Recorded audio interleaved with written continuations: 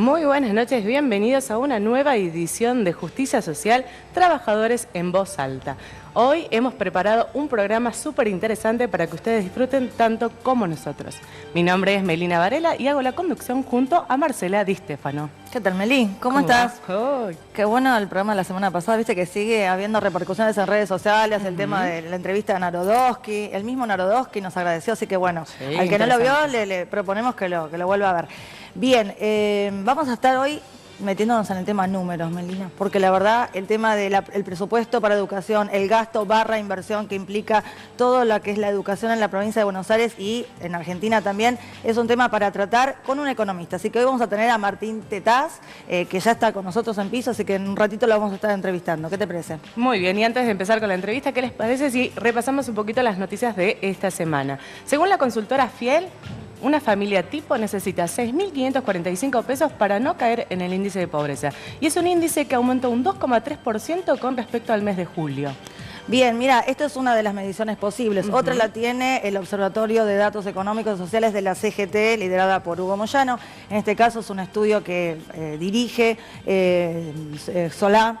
Y realmente en el caso de la CGT, ellos dicen que la línea de pobreza está en 8.600 pesos. Eso es lo que necesitaría una familia tipo con 2 hijos menores de 15 años, lo cual, sumaría a los pobres en la República Argentina 12 millones en general. Así que hay unos cuantos. Hay un número ahí que estaría distinto con respecto a la de Fiel.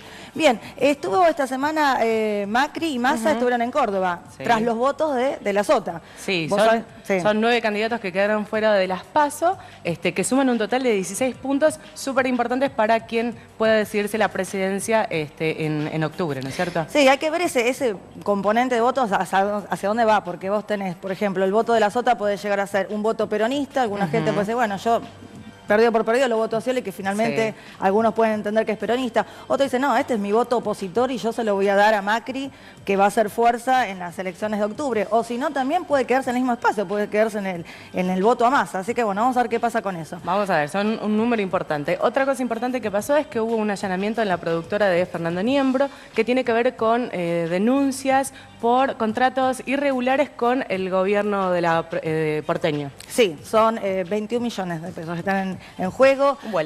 Sí, era una productora que no tenía empleados.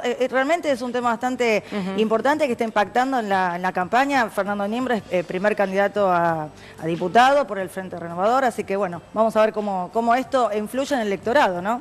Realmente es bastante inexplicable algunas cosas. Bien, y esta semana los docentes cobraron, o no, a lo mejor no cobraron, algunos no cobraron, porque suele pasar que van al cajero y no está la plata. A los problemas crónicos que tienen los docentes, por ejemplo, demoras, o por ejemplo que no hay liquidación, las liquidaciones están bien hechas, hay descuento, bueno, se sumó el tema del incentivo docente, hubo problemas con eso, ¿no? Sí, lamentable porque en este mes se debería haber reflejado ese aumento acordado por algunos gremios docentes en esas mesas técnicas salariales. Entender hoy en día que un docente no cobra su salario desde marzo es bastante difícil, ¿no? Sí, bueno, vamos a ver si están haciendo los reclamos, ¿no? Demasiados reclamos y no hay pronta resolución. ¿Qué te parece, Marcela, si ya empezamos a trabajar con el tema del presupuesto educativo y le damos la bienvenida a nuestro invitado? Dale, buenísimo, porque finalmente el país se va a construir sobre la base de la educación y la educación nos deja de ser un proceso también económico que hay que estudiar en detalle. Bien, dale, vamos a invitar a nuestro invitado de hoy a que se vaya acercando para que lo podamos entrevistar. Hoy nos visita Martín Tetaz, economista especializado en economía del comportamiento, profesor universitario, investigador y columnista en diversos medios. Publicó varios artículos científicos y es el autor de Casualmente y Psychonomics. Bien, estamos ya con el economista Martín Tetaz, que acaban de presentarlos. ¿Les sorprendió ¿qué tal? Bienvenido. Gracias por la invitación. Les sorprendía, Martín, que tuviéramos en cuenta sus libros. Realmente son muy interesantes, después vamos a hablar un poco de esto si tenemos tiempo, porque, bueno, vos estudiás la economía del comportamiento, ¿no? Una especie de cruza entre la psicología y la economía, y también el último libro, el tema del azar, cómo influye el azar en las decisiones económicas. Exactamente, no podrías haberlo dicho mejor, así que es exactamente eso, la mezcla de la psicología con en la economía que tiene que ver con el modo en que tomamos decisiones, ¿no? Y aparece el tema de educación también entre esos temas, porque finalmente es uno de los temas cruciales, una de las áreas donde menos resultados estamos teniendo en términos de políticas públicas, una de las áreas donde menos se ha evolucionado en materia de avance de tecnología. Si vos mirás hoy el proceso de producción de educación es el mismo que el que había hace 200 años atrás, y evidentemente, bueno, estas discusiones de cómo mejorar estos temas también se ven trabadas muchas veces porque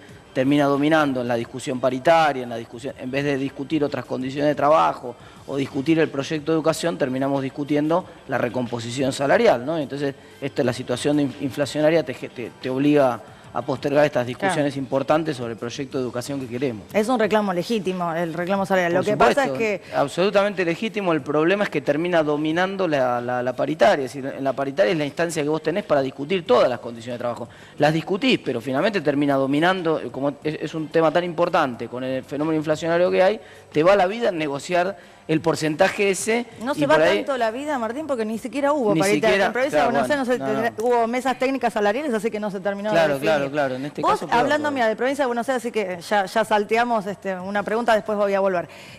Vos le escribiste una carta en tu página web al gobernador Daniel Scioli, en la cual te lamentás del estado de la educación en la provincia de Buenos Aires y decís que el capital social que debería multiplicarse en los colegios no se está multiplicando, que se multiplica un esquema de pobreza, ¿no es cierto? Mira, déjame poner un ejemplo muy concreto para que la gente nos entienda, que está en la casa. En el proceso educativo se fabrican dos cosas, básicamente. Se fabrican conocimientos, lo que se llama capital humano, pero sobre todas las cosas se fabrica capital social, se fabrican redes de relaciones que después te sirven a la hora de conseguir un trabajo, a la hora de fundar una empresa, a la hora de conseguir a alguien que te preste plata para tu casa, es decir, el conjunto de relaciones que se hacen en la escuela. Ese conjunto de relaciones puede reproducir la estructura social o puede cambiar esa estructura social.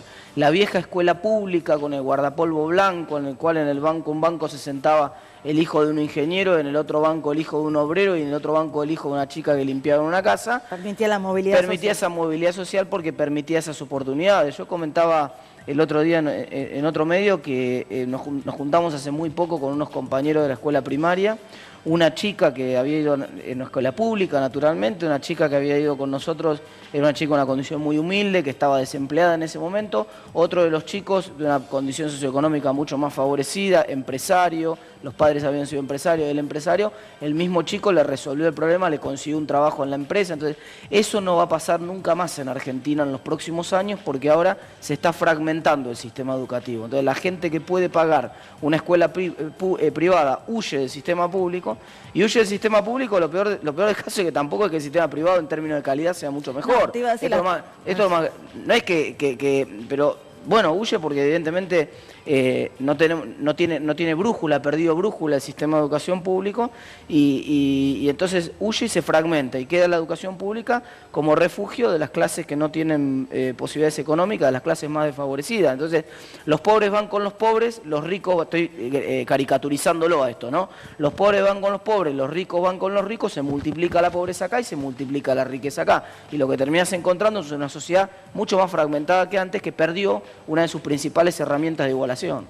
Ahora, yo tengo una pregunta. Los recursos están, porque la ley de presupuesto es clara, se aumentó a nivel nacional la coparticipación, digamos, de un 4% del PBI, la educación pasó al 6,2%. ¿Qué pasa? ¿No se utilizan los recursos? Es relativo. En primer lugar, ese 6,2% es un poquito mentiroso porque en realidad está mal medido el PBI, entonces cuando vos medís correctamente no llega al 6%, no se está cumpliendo la ley. Pero quiero ser claro, no se está cumpliendo la ley, esa no está existiendo ese 6%. Ahora, en segundo lugar, hay dos cosas.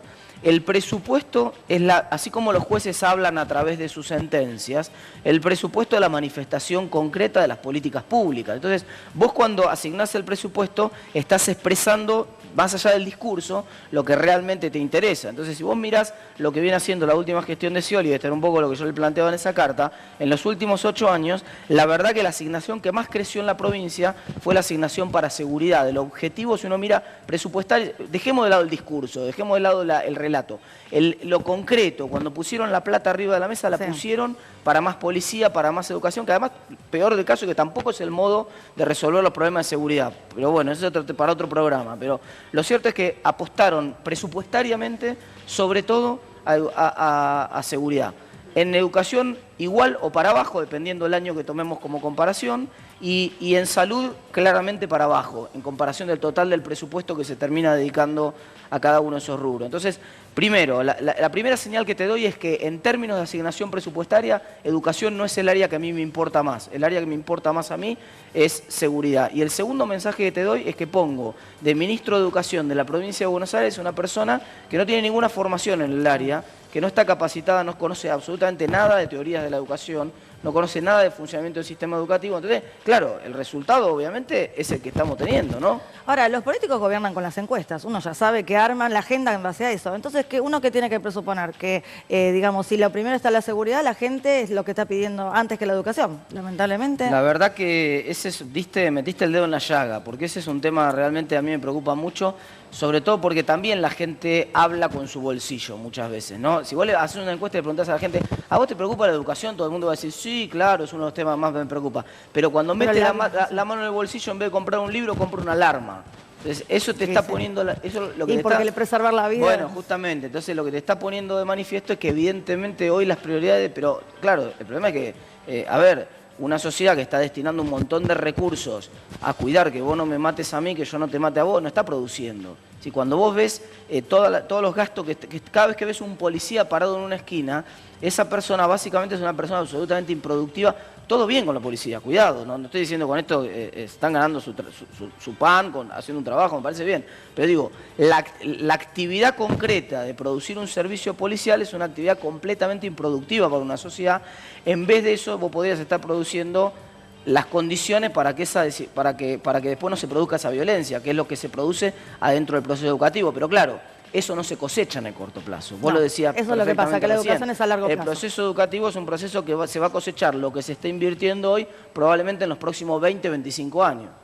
Martín, vamos a ir ahora a un corte. En Dale. El segundo bloque te vamos a mostrar un informe que nos va a hacer meter un poco más de lleno en el tema del presupuesto y cuánto se gasta y si queda algo en el camino, ¿no? En provincia de Buenos Aires. Bien, por favor, no se muevan de ahí. Seguimos en el próximo bloque. Bien, seguimos acá con Martín Tetaz, hablando de economía, hablando de educación, hablando de todo un poco. Y bueno, si el director lo dispone, vamos a ver qué te parece el informe que te había comentado. Dale. Es un disparador para seguir hablando. Buenísimo. Le quería consultar cuánto del presupuesto significa lo que se le va a pagar a los docentes este año. Ustedes pueden apreciar con toda claridad la evolución que ha tenido el salario de las escuelas rurales, las escuelas de isla, la característica. ¿Cuál es el porcentaje que se gasta desde dentro del presupuesto? Esto, 250.000 millones de pesos de presupuesto. Esto está votado por el oficialismo y por la oposición. ¿Cuánto tiene que poner en educación? 90.000 millones de pesos. Esto que está hablando, 90.000 millones de pesos. ¿Qué dijo Pérez, el ministro del gobierno de la provincia? Y 68.000 millones de pesos vamos a invertir en educación. Entonces está faltando 22.000 millones de pesos. 22.000 millones de pesos de educación, no solamente de salario docente. Los compañeros que viven en Avellaneda, en Lanús, en Loma de Zamora, se cruzan a la capital porque ganan más por el mismo trabajo. Y estamos en un país, no estamos en 20 republiquetas. Bien, desde el gabinete provincial se asegura que la provincia de Buenos Aires es la que más gasta en educación, ¿no? Ahora, si uno tiene en cuenta que 1/3 del alumnado nacional está en la provincia de Buenos Aires, y si uno divide el gasto total por alumno, realmente lo que se invierte es bajísimo. Claro, por supuesto. La verdad que además hay un problema también, distorsiona los números, el problema de la inflación. Yo veía al gobernador mostrando recién el gráfico ese en el cual muestra valores nominales. Y con cualquier gráfico hoy vos podés tomar el producto que tengas ganas. Si querés tomar el producto del pan o la leche o lo que quieras, y también vas a ver la misma curva que sube automáticamente, un problema de la inflación. La pregunta del periodista era muy concreta. ¿Qué porcentaje concretamente del total del presupuesto van a destinar ustedes a educación? Y la verdad que hoy ese porcentaje es 27%, es un número incluso inferior del que había cuando asumió el propio Scioli. En algún año ha sido un poquito más alto, en otro más bajo, pero te vuelvo a insistir lo que te decía al principio. Lo que se ha destinado presupuestariamente a otras áreas, como por ejemplo básicamente el caso de seguridad, que es el que más evidentemente le preocupa al gobernador, ha sido mucho más alto. Entonces uno dice, bueno, Claro, ahí la cuenta que sacaba Díaz ahí es bastante razonable, porque si el mismo criterio se hubiera utilizado para el presupuesto educativo, hoy probablemente tendrías un presupuesto de cercano a 90.000 millones de pesos. Ahora, claro, estamos discutiendo sobre los 68.000 millones, que también el presupuesto después hay que ver qué pasa con los aumentos salariales, porque como vos sabés, cuando se aprueba el presupuesto de este año, por ejemplo, sí, no están los aumentos salariales incluidos el año que viene, hay que sentarse. Pero la rendición de gastos, ¿no?, tampoco llega nunca. Claro, entonces ese es el problema. Viene con un poco de atraso, pero viene. Yo por eso en la comparación siempre miro la ejecución.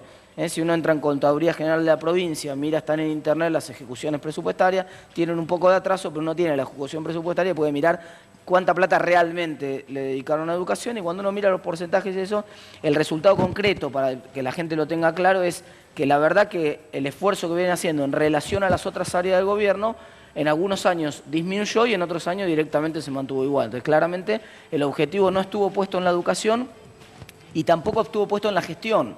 Porque te vuelvo a insistir, si estuvo en plata, si vos mirás plata, tendríamos que vivir en el lugar más seguro del mundo. Con la plata se está gastando en eso. Pero hay un segundo problema que es no saber gestionar. Porque si vos no sabés gestionar, claro, que vos decías recién, y realmente es razonable lo que planteabas vos al principio, en los 90 nosotros creíamos que era un problema de plata. De hecho, muchos economistas caímos presa de ese problema. Es decir, mira, esto es simplemente un problema de plata. Si aumentamos el presupuesto global que le ponemos a la educación y llegamos a los 6 puntos del PBI, esto se resuelve. Y bueno, otra vez como el cri-cri del informe, ¿no? Estamos hoy cerca, yo te decía, no llegamos al 6, pero estamos cerca de ese 6%, y la verdad que uno tiene la sensación que tiene todo el mundo de que evidentemente no. O sea, en primer lugar hay un problema de ejecución de la plata, evidentemente no está llegando, y en segundo lugar hay un problema de gestión, es decir, evidentemente está siendo asignado incorrectamente porque ni los chicos aprenden más, ni los docentes se sienten más realizados y se sienten más conformes con sus condiciones laborales. Entonces, evidentemente, y la prueba del millón